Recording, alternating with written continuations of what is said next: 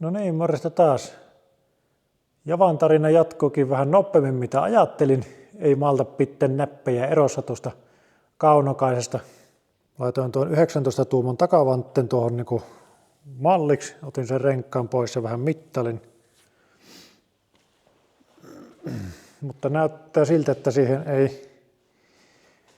ei 19 tähän takaharukkaan noin vaan mahu. Tai ehkä joku tosi kappea profiilinen mahtus. Mutta niinku alkaa vähän tiukkaa tekemään. Niin tää nyt taas jää jemmaan tämä rompepäiviltä ostettu takarengas. Ja ajattelin vähän, jos tähän nyt 18 tuumaisen vannekehän ostaisi ja laittaisi tuohon 16 sen tilalle sitten. Sitten ehkä mahtus. Jos ei mahu, niin pitää vähän muokkailla takahaarukkaa. Tämä eturengas nyt niin kun kunto tässä kattelin, niin kyllähän tämäkin on pykinyt vähän jo sivulta, että ei tälläkään niin kuin varmaan uskalla paljon tielle lähteä ajamaan, vaikka saattaisi vielä toimiikin. Niin tämä on 3,5 kertaa 19 tämä etu. Niin ajattelin, jos tähän eteen nyt ostaisi 3,25 kertaa 19 sen ja taakse sitten, oliko se 3,5 vai 3,6 kertaa 18 sen, niin se olisi niin kuin pikkusen isommalla profiililla tuolla takana. Mutta kuitenkin aika lähellä saman kokoisen, niin pysyisi tasapaino tässä. Keskituki varmaan pitää sitten päivittää, koska tämä niin kuin nyt näkyy, niin takavanne on just ilmassa, mutta kumi jos tulee, niin sitten se ei tuo 16 renkkaalle tarkoitettu keskituki enää riitä. Niin moottori on pöydällä purettuna. Sen purin tuossa pari päivää sitten. Jees, kävin konetta nyt vähän purkamaan, että näkee sen tilanteen ja laitoin asetonia ja ATF tuonne sylinterin niin likkomaan. Se tuli tuossa yön yli ja sitten äsken tuolla pikkutoholla niin lämmitin sen, katsoin lämpökameralla, niin se oli noin 100 astetta tuo niin sylinterin lämpötila ja alkoi vähän se, no asetonit sitä jo palokin tuossa, mutta niin öljykin alkoi jo kuplimaan vähän ja sitten vaan puutappi siihen ja vasarilla hakkaamaan, niin siitä se vaan irtosi, niin se nyt on niin alakolkohassa tällä hetkellä tuo sylinteri, että katsotaan miten se nyt siitä lähtee. Saisi ainakin sen verran ylöspäin sitä, että niin saisi vaikka männän tapin irti, että saisi sen niin pakettina sitten pois tuosta lohkosta, niin jo auttaisi jo aika paljon. Sitten rupesin tätä kylkkeä purkamaan, niin positiivinen yllätys, että täällä oli niin öljyä sisällä ja ihan tämmöistä niin juoksevaa vielä. Ja nyt sain kopan auki, niin tähän näyttää niin ihan hyvältä tämä. Täällä on niin kaikki öljystä märkänä vielä ja voisin veikata, että ihan niin pelastettavissa oleva alakerta. Hyvinkin. Ei ole ruostetta näissä osissa eikä mitään.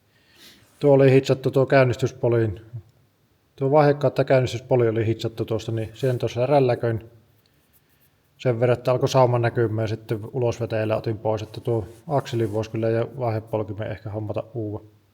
No, täytyy antaa kyllä, kuka ikinä tän on kasannut viimeksi, niin aaltopahvista on laitettu tiiviste tähän koppaan, että ilmeisesti ei ole sitten ihan noin vaan saatavilla ollut tiivistepaperi eikä tiivistesarja, niin se on tehty mitä on ollut. En tiedä miten paljon oli vuotanut, mutta aika hauska. Pitää nyt jatkaa tästä tämän purkamista, niin päässyt sitten pyörittelemään avaimella vähän kaampiaksille, että miten se niin pyörii sinne sitten. Saisi tuon sylinterin pois, niin sitten saapi lohkot niin irrallaan.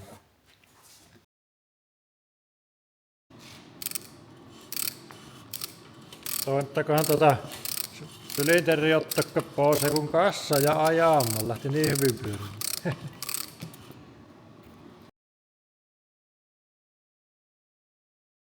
Hyvinhän se moottori lopulta purkkantui. Ei ollut isoja probleemoita. Sylinteri oli semmoinen ehkä niinku se haasteellisin, mutta aika helposti se tuokin sitten lähti mäntä liikkeelle. Ja sitten tuntui, että ei saa tätä itse sylinteri pois, kun se mäntä pyöri, niin pyöritin tuon männän alakolokohtaan ja sitten täältä työnsin puupalikan tuohon niin kuin pakokanava ja männän väliin. Ja sitten tuosta mutteri tuohon ja sitten avaimella pyörittää, niin se jaksoi sitten sen työntää niin kuin tuon sylinterinkin pois tuolta, että ilmeisesti tiivisti piti sen verran tiukasti. Tänne väliin ei uskaltanut lähteä hirveästi vänkkäämään, kun on nämä alumiiniset rivat täällä, ettei murru osat. Sitten vähän aikaa ihmettelin, että miten nämä niin kuin lohkot halkevaa toisistaan. Ja täällä perässä niin kuin joku jumittaa, kun yrittää vääntää, ja sitten tämä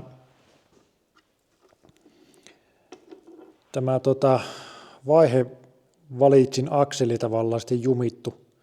Se oli sen verran likainen tämä osa täällä, niin siinä ei huomannut heti alussa, että siinähän on sokka, niin siitä kun sokan löi pois ja otti sen kappaleen tuolta päästä, niin sittenhän se niin kuin lähtee tuo akseli tavallaan sitä pois ja kopat irtosi toisistaan aika hyvin. Ja tässä on niin kuin se kytkin normaalisti käsikytkin, mutta sitten tässä on myös sellainen puolikytkin systeemi. Eli ylöspäin pystyy vaihtamaan vaihetta ilman kytkintä. Niin se tämän akselin, se on tällä sähköjen puolella, niin on semmoinen mekanismi sitten, mikä tavallaan ilmeisesti painaa sitä kytkintä samalla aina kun vaihetta vaihtaa. Eli se on semmoinen puoliautomaatti tyylinen ratkaisu. Niitä osia tässä ei ollut paikalla, niin ihan en varma vielä miten se toimii. Pitää ne ehti. Mutta niin kuin olen yllättynyt positiivisesti, miten hyvässä kunnossa nämä osat on täällä sisällä. Ja täällähän oli tosissaan vähän öljyä, niin nämä on ihan hyvässä kunnossa ja ei sinällään niin kuin mitään. Että kytkimissäkin on niin kuin pintaa hyvin jäljellä, että ei sitä tiedä, vaikka näilläkin pystyisi ajamaan. Täytyy katsoa vähän tarkemmin, putsata ainakin. Ja niin kuin yllättävän vähän niin kuin mitään hakkaamia on noissa kytkinkruunuissa. Et niin kuin aika suorat pintaset, että tosi niin kuin hyvä merkki ja kaikki rattaat ja muut akselit niin ihan hyvän näköisiä. Mutta tosiaan positiivisesti on yllättynyt. Tämäkin ei tässä nyt silleen tunnu alapäässä klapia, pitää katsoa, että minkälainen homma se olisi vaihtaa tuo kiertokanki ja laakeri. Mutta periaatteessa varmasti niin kuin pyörimään saisi ihan vaan sillä, että vaihtaisi yläpään laakeri ja uuden männän ja uudet laakerit, niin varmasti toimiva yksikkö, mutta pitää katsoa mitä tuossa tekee. Mutta muuten aika lailla helppokin moottori, että uudet laakerit, stefaat, tiivisteet, uusi mäntä, sylinterin porraus ja takaisin nippu. Tietysti sähköt pitää, niitä ei ollut tässä nyt paikalla vielä, mutta niin kuin aika hyvä kuntoinen oli loppukädessä, vaikka olikin jumissa. Kyllä tästä vielä moottori saa. Ja nyt on säkeistä jo laatikollinen tavaraa tulossa tuohon moottoriin ja sitten pyöränlaakerit ja vaijereita ja kaikkea muuta pientä irtonippaa tilasin samalla sieltä. Aika edulliset on kumminkin vielä nuo tämmöiset niin kuin kulutusosat tuolla, että mäntäsarja taisi olla pari, oliko se alle 20 ja jotkut laakerit tyyliin niin kuin 1,5 euroa kappale ja näin, että ne on kyllä onneksi vielä edullisia.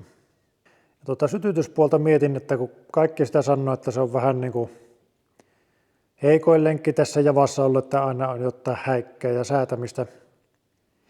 Ja kävin noin minun sähkölaatikon nyt läpi, niin siellä nyt 2 oli semmoista, niin kuin, missä näytti suurin piirtein kaikki osat olevan niitä, niin kuin se sisäyksikkö ja sitten se jännitteen säätäjät ja staattorit ja nämä kaikki, että niin kuin näytti, että ne on siinä. Mutta tyyli, että jos hyvä halusi, niin niitäkin pitäisi ruveta ostamaan. Et siihenkin äkkiä menee rahaa, että saat sen alkuperäisen edes toimivaksi. Ja tässä kun ei ole minkälaisia niin kun johtoja tällä hetkellä vielä olemassa, niin pitäisi kuitenkin kaikki rakentaa uusiksi. Niin sattuu sitten torissa tulemaan vastaan CDI-sytytys tähän. Niitä katsoin jo aikaisemmin sieltäkin just Tsekeistä, mistä tilasin ne muut osat, mutta ne maksoi siellä kumminkin tyyliin 330-350, että tätä en nyt kehtaa ihan niin paljon nyt investoida tähän, että katsotaan, mitä tästä tulee. Ja tosiaan torissa tuli vastaan niin 180. Ja se oli niin kuin Suomessa asui se kaveri, kuka niitä möi, mutta että Ukrainasta ne sitten alun perin niin kuin on tullut ne sytytykset, niin me nyt tilasin semmoisen, katsotaan.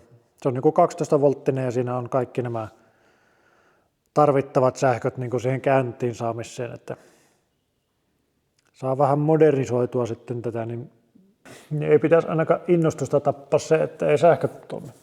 Kyllä nyt on niin kuin moottori tulossa osat, kunhan ne tulee, niin pitää viedä tuo sylinteri koneistamolle, saavat porata sen.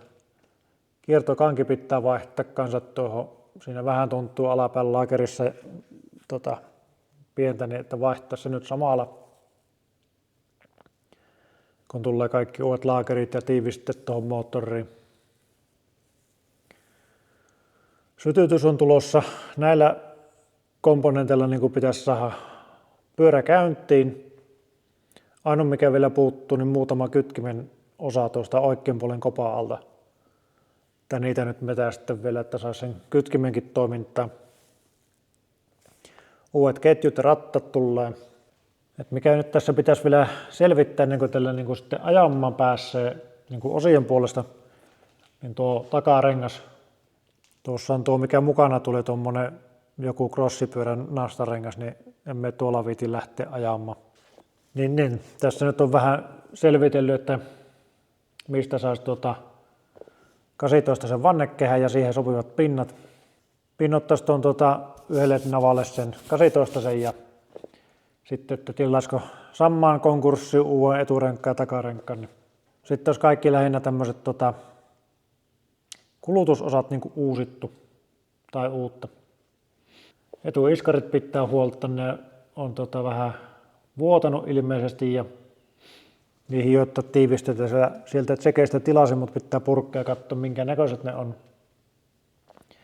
Takaiskareita vähän mietin, ostaisiko uudet, siellä oli aika edulliset semmoiset kopiot, niin olisi tyyliin 11 € kappale kokonainen jous, niin ei kannata paljon aukoja.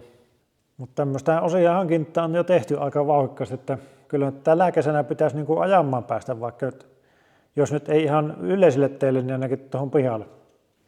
Katsotaan lisää, kunhan osat tullut.